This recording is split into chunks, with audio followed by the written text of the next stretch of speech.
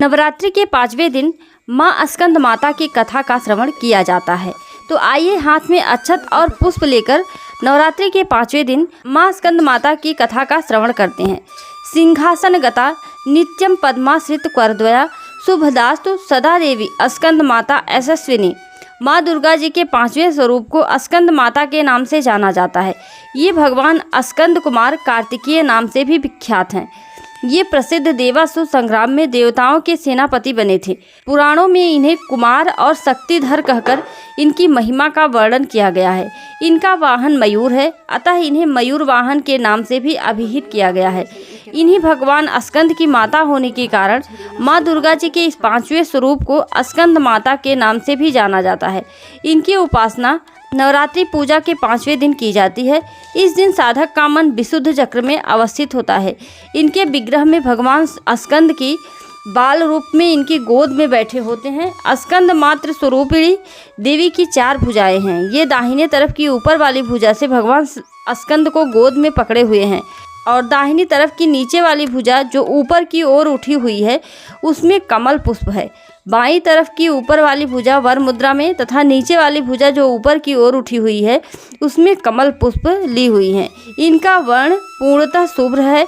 ये कमल के आसन पर विराजमान रहती हैं। इसी कारण से इन्हें पद्मासना देवी भी कहा जाता है।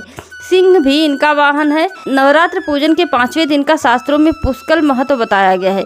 इस चक्र में अवस्थित मन वाले साधक की समस्त ब्राह्मण क्रियाओं एवं चित्त वृत्तियों का लोप हो जाता है। वह विशुद्ध चैतन्य स्वरूप की ओर अग्रसर हो रहा होता है। उसका मन समस्त लौकिक सांसारिक मायिक बंधनों से विमुक्त होकर पद्मासना माँ स्कंद माता के स्वरूप में पूर्णतः तल्लीन होता है। इस समय साधक को पूर्ण सावधानी के साथ उपासना की ओर अग्रसर होना चाहिए। उसे अपनी समस्त ध्यान वृत्तियों को एकाग्र रखते हुए साधना के पथ पर आगे बढ़ना चाहिए। स्कंद माता की उपासना से भक्त की समस्त इच्छाएं पूर्ण हो जाती हैं। इस मृत्यु लोक में ही उसे परम शांति और सुख का अनुभव होने लगता है। उसके लिए मोक्ष का द्वार स्वयमेव सुलभ हो जाता है। स्कंद माता की उपासना से बाल रूप स्कंद भगवान की उपासना भी स्वयमेव हो जाती है। यह विशेषता केवल इन्हीं को प्राप्त है। अतः साधक को स्कंद माता की उपासना की ओर विशेष ध्यान देना चाहिए। सूर्य मंडल की अधिष्ठात्री देवी होने के कारण इनका उपासक अलौकिक तेज एवं कांति से संपन्न हो जाता है। एक अलौकिक प्रभा मंडल अदृश्य भाव से सदैव उसके चतुर्दिक परिव्याप्त रहता है। यह प्रभा मंडल प्रतिक्षण उसके योगक्षेम निर्वहन करता रहता है। अतः हमें एकाग्र भाव से मन को पवित्र रखकर माँ की शरण में आने का प्रयत्न करना चाहिए।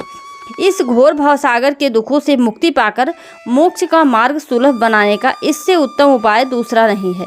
बोलिए स्कंद माता की जय। कथा सुनने के बाद अक्षत और पुष्प माँ के चरणों में डाल दीजिए और कथा सुनने के बाद वीडियो को लाइक कर दीजिए और चैनल पर नए हैं तो सब्सक्राइब कर लीजिए और कमेंट में जय माता दी जरूर लिखें।